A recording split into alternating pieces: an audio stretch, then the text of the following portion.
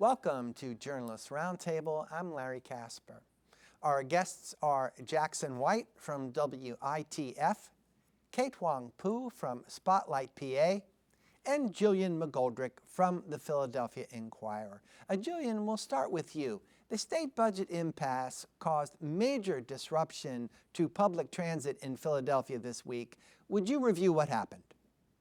Yeah, so in Philly, the SEPTA regional transit for Philadelphia and the suburbs around the city, they have had a 20% service cuts over the last several weeks, and that have entirely disrupted the lives of Philadelphians, of people living in the region. Some bus lines have been entirely eliminated. It's been really a major headache for people in the city. And try to give our statewide audience an impression about just how important mass transit is to people trying to get to work in Philadelphia. Yeah, so it's the biggest transit agency in the state. They move about 700,000 people on a weekly basis, on a daily basis, in and out of the city, around the city. It really is the lifeline of the city, and its ability to move people is critical to the city's economy, to which also the city is the main driver of revenue for the state. So it's really a dependence between the city and the state here. And now there's a solution that will restore these services that had been cut. And Jaxon, would you start to talk about that? What was the solution? I understand it emanated from the governor's office. Yeah, at its most basic level, it seems Governor Shapiro approved SEPTA's request for, I think it was $394 million from its capital funds.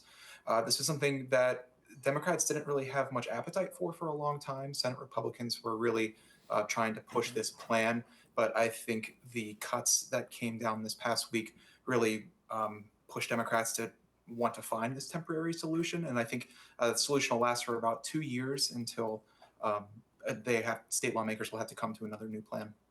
And my understanding, Kate, is that this money is being diverted from another source. So when I hear the word diverted, that sounds like SEPTA is going to have to go without something in order to put this solution in place and get these buses and trains running, all of them.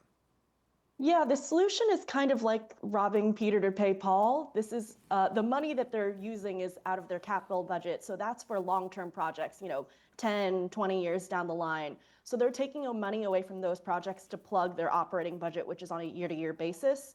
And I think, importantly, Senate Republicans passed a version of this plan, but they would have also taken money from the capital budget to go to roads and bridges, or I believe just highways.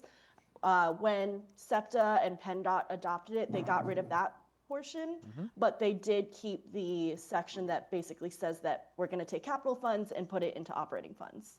And if I could add too on this, the Pittsburgh Regional Transit also will be receiving, will be tapping into this capital budget plan.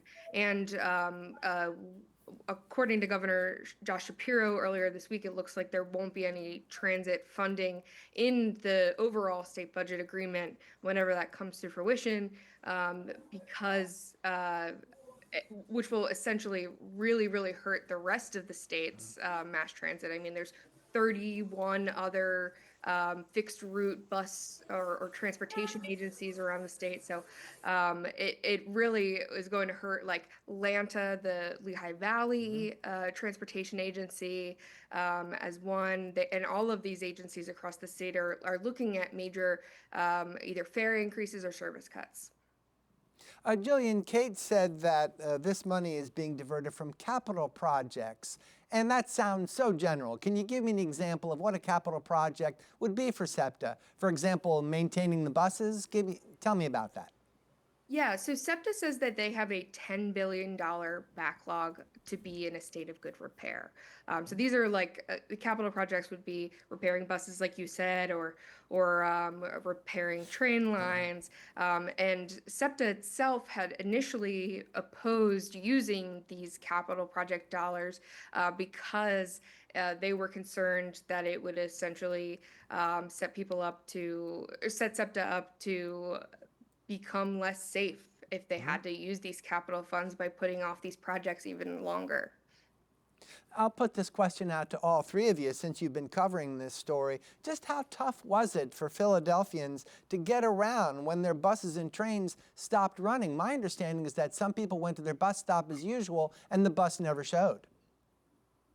Yeah, I mean, I live in Philly, so I did experience this a little bit. I did try to take a train that never showed up. And I have a lot of stories of friends who anecdotally tried to take buses that never showed up. And this even happened a little bit before the cuts properly went into place, but it definitely did impact the day-to-day lives of folks who are just trying to commute into the city, get out of the city, or make their way around. So earlier we acknowledged that Governor Shapiro pulled the switch on a solution here, and it has to do with diverting money from capital projects to get all these trains and buses running again. So what does the SEPTA situation tell us about Josh Shapiro's performance as governor, good or bad? I don't know that that is our decision to make there. I have spoken with some political scientists about sort of what this will impact his approval rating. And I mean, like, to put this most obviously, he's a guy from Montgomery County, like, and he was unable to deliver a long-term revenue stream for his region, for Philly, for Pennsylvania's largest economic driver. So I think that there are a lot of, especially like transit advocates, that are really hurt, but generally he does remain unusually popular in Pennsylvania as he is going to head into his re-election campaign next year. Jaxon, what do you think? How does the SEPTA situation compare to any other event that's happened during Governor Shapiro's first term? Well, I think we hear a lot about Governor Shapiro's get stuff done attitude. So I expect that his team will be taking credit for SEPTA trains, buses, getting back up and running again, no matter the history of the debate in Harrisburg. You know, that's sort of the wonky details of, oh, Republicans were pushing this, Democrats opposed it for a while, the compromise there. I think a lot of that will be lost in sort of the messaging of both parties, right? I think Republicans will claim it as a win for them. Shapiro's team will claim it as a win for him. And especially, you know, comparing that with the I-95 repairs that he did, last year, 2 years ago at this point, you know, coupling these things together and a lot of the other points that he makes, I think they'll chalk it up as a win for themselves. Governor Shapiro made it clear in his budget address way back at the beginning of this year that mass transit was indeed a priority of his. In fact, it goes back to even his previous budget. And it seems that lawmakers have been reluctant to get on board with this particular priority. Why is that? Well, I think we saw some of why that is this year. It was such a contentious thing. It's a complicated process. I mean, going through and trying to explain into a story what the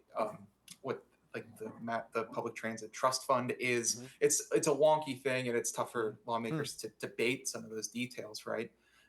So I think the complicated nature of it is what has pushed it off for the past couple of years. Well, as we discussed before, this money that's been diverted from capital projects at SEPTA is going to last 2 years.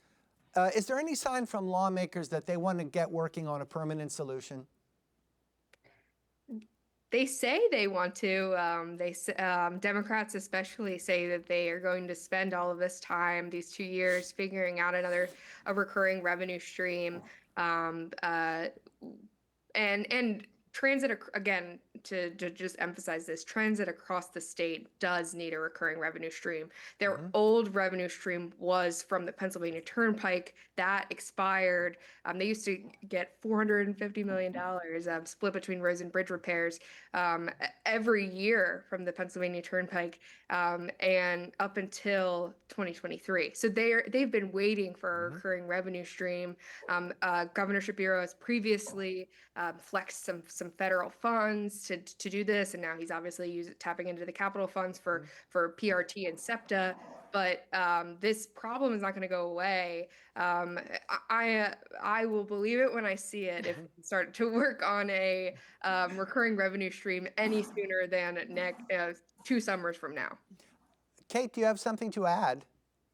Yeah, I think Gillian sort of hit the nail on the head. I mean, this is sort of a been a recurring issue the past few years. Senate Republicans don't want to move on it. House Democrats consider it a major priority. I believe we were all at the Senate Transportation Committee hearing when the House Majority Chair for Transportation, Ed Nielsen, he showed up just to show face and say, this is a major priority.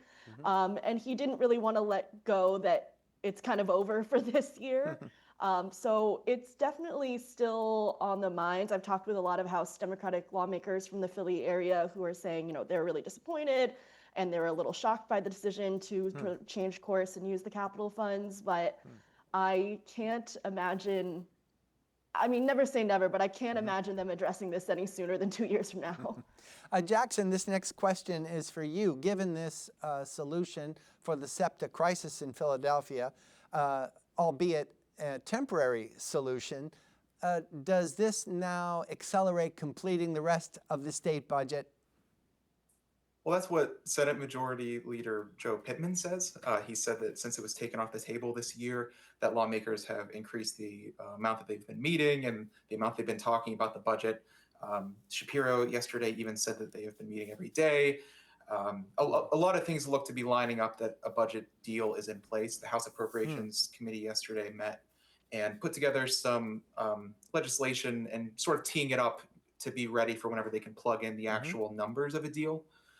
So to be fair, we haven't gotten much detail still about what is inside that potential deal that could be coming in the next couple days. But things do seem a little bit different than the past couple of weeks that lawmakers have said that. Jaxon, are there any clues out there that we can seize onto and interpret as what might these fiscal and policy issues that are outstanding? Let me read a quote from Joe Pittman that appeared in your story. He said, there are several fiscal and policy issues remain outstanding, but like you said, there's no detail at all. But what does your reporter's nose tell you? Mass transit was the big public debate this year. Normally there's one or two that take that spotlight, at least in my experience every year. But I think it's sort of safe to pivot back to the ones that have taken the past couple of years, right? Public education funding has been a big one. Republicans have indicated they've wanted to reevaluate the adequacy funding that certain school districts received last year, just to make them more equitable across the state. Some Senate Republicans have talked about how our Human Services Department is getting too much money for programs, managing programs like Medicaid and other human services. So those seem to be the two other major policy points that I've heard about. Kate and Gillian has probably heard about some others too. Yeah, there's a lot of unresolved policy debates, like skill games never really came to fruition, legalizing recreational marijuana never came to fruition. There was maybe some talk about raising the minimum wage, but that really wasn't ever on the table either, to my knowledge. So there was a lot of proposals that never really got to the finish line. Yeah, one of the outstanding issues is like just the general spend number. Like my understanding from debates is like they're down to like hundreds of millions of dollars in disagreement, or rather than like a full they're not disagreeing on every other line item. They're really just like down to the last few. And I understand the issue, especially in the Senate, among Senate Republicans who, some of whom have promised not to vote for a budget that is over $47 billion, almost $48 billion. But also the Pennsylvania does have is on track to spend $5.5 billion more than it brings in, according to the IFO for this fiscal year that we're currently in. So they do have to start making some tough decisions as whether they do it this year or next year, because that rainy day fund only has about $8 billion in it at this time. There's about $3 billion of surplus. So like this money's going to run out if they either tap into it this year or next year.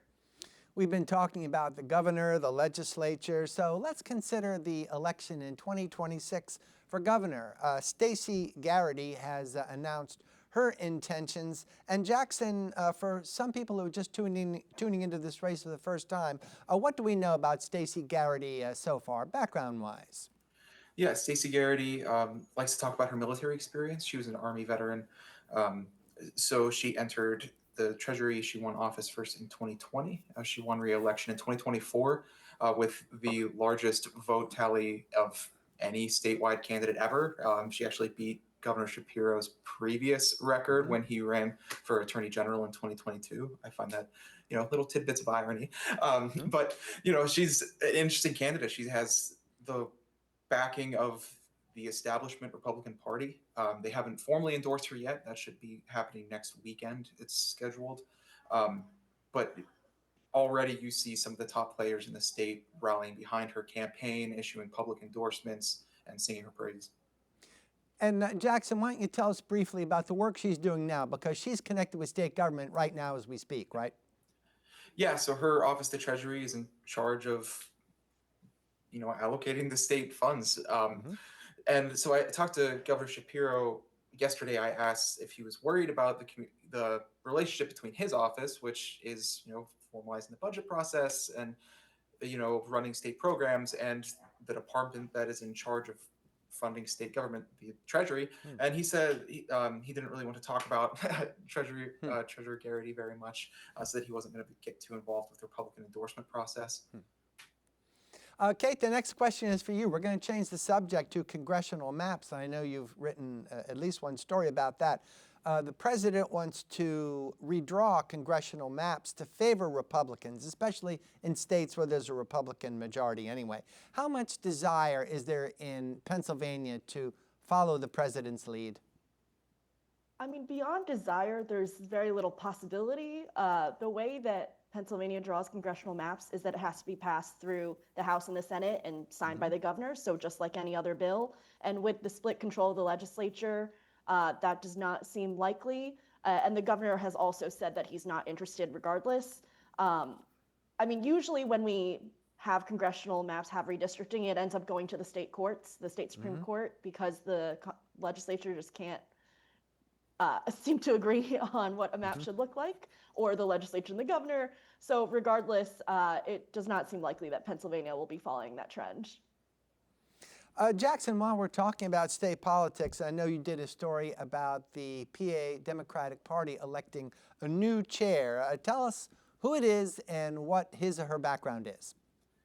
Yeah, so it's former Attorney General Eugene DePasquale. He actually ran last year unsuccessfully for the state Attorney General seat. Attorney General Dave Sunday beat him out for that spot. And he won this post recently with the backing of a variety of Democrats, Governor Josh Shapiro, U.S. Senator John Fetterman. And I believe the vote was unanimous. It was held in Lancaster County. He really is going to be in charge of trying to rebuild the party in Pennsylvania, where the Republican Party won many of the races in 2024. Obviously, President Donald Trump won the presidency, and there's been a large, long-running trend of voter registration not flipping yet, but in Pennsylvania, of it narrowing between Republicans and Democrats. Republicans are starting to catch up with Democrats in voter registration, and it's really going to be Eugene DePasquale's job to try and prevent that, to try and combat that while winning over voters' favor again in 2026.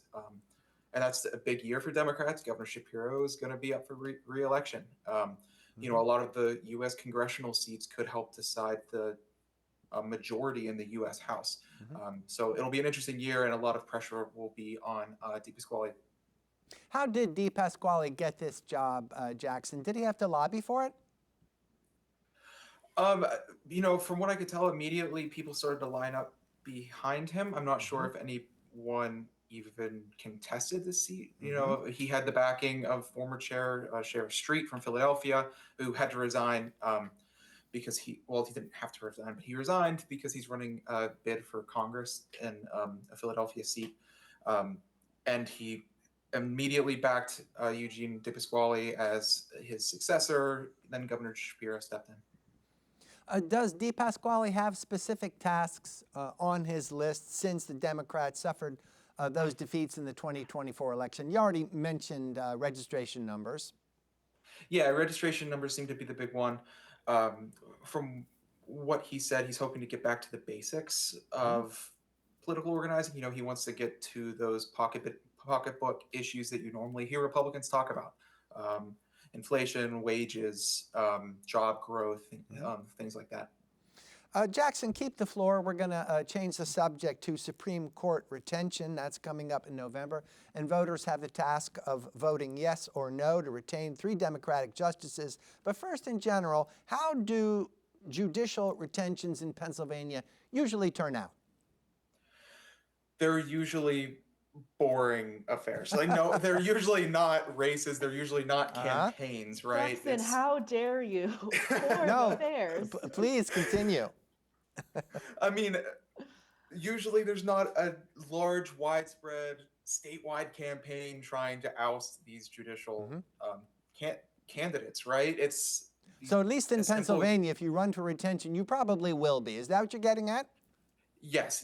There has only been one judge ousted during one of these retention seats. It was in 2005, Supreme Court Justice Russell Nigro.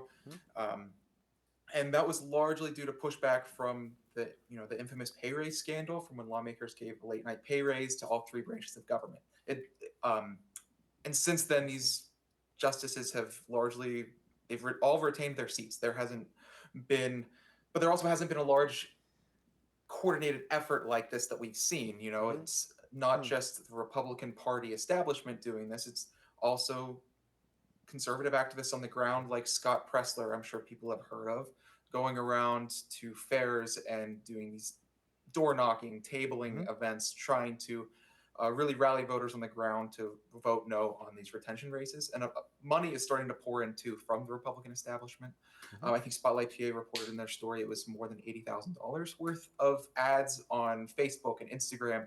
And honestly, like, recent campaign finance reports haven't even been published yet, so we don't know all of the money that's out there going into these races just yet. Those should be coming in the next couple of weeks. Yeah, I was just going to add that I think also in the past decade, the races have been getting a little bit more attention. Like, there have been, instead of tens of thousands, hundreds of thousands, there's been millions of dollars being poured into these races. And it's started sort of with the initial election of these 3 candidates that are now up for re-election 10 years later, when Democrats sort of swept the state Supreme Court. They got all 3 open seats and now have a pretty handy majority. And since then have been able to, influence redistricting and election policy. And I think since then there's been more and more attention on the state Supreme Court and more money flowing into it as well. And if I could add too, please, that when the justices appear on your ballot, they will not say that they were elected Democrats. This is now a nonpartisan election. They will just have their name and say, should they be retained, yes or no? And that is what the voters will be tasked with deciding. And before we go any further on this subject, just who are the Democrats? There are 3 Democrats running for retention. Say their names. Yeah, I mean, it's Christine Donahue, David Wecht, and Kevin Dougherty. They're the 3 state Supreme Court justices. Do Democrats need all 3 of these Democrats to be retained in order to stay in the majority in the court? I don't believe so. I think they could keep just 1 or 2, but they don't need all 3. Well, my understanding is when they campaign, they kind of campaign as a unit, and they're trying to get those 3 yeses, which, according to what Jaxon has said before, it almost sounds like a foregone conclusion. Yeah, I mean, you never know. It's something strange could happen, but and there is a lot of money that's going to be pumped in between now and November. But like Jaxon said, the only time in recent history that a justice hasn't won retention was in the context of like massive anger towards the state government for these paid raises. Okay, go ahead. Sorry, Gillian.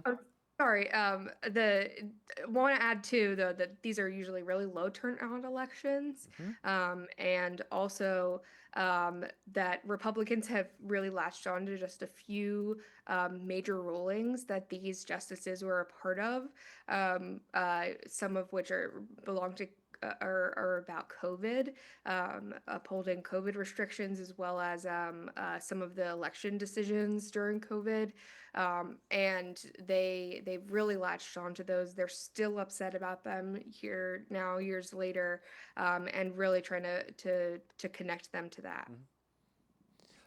Kate, you mentioned an infusion of money from Republicans to oppose these Democrats running for retention. But tell me, what are Republicans doing specifically to discourage voters from retaining these 3 justices?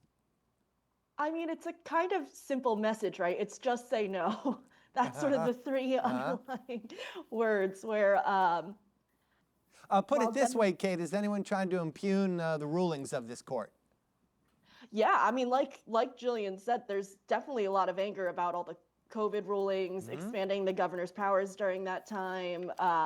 And I think that's what they're latching onto as their winning message, right? Like that trying to criticize all their power and trying to hold on to the government power during COVID, whereas Democrats tend to lean towards, preserving abortion rights, election rights, sort of things like that. Kate, we have less than 2 minutes in our program, so we're going to try to cover one more subject, and it has to do with COVID shots. PA pharmacies are giving COVID shots, but not to everybody who wants one. Try to tell us briefly what's happening there.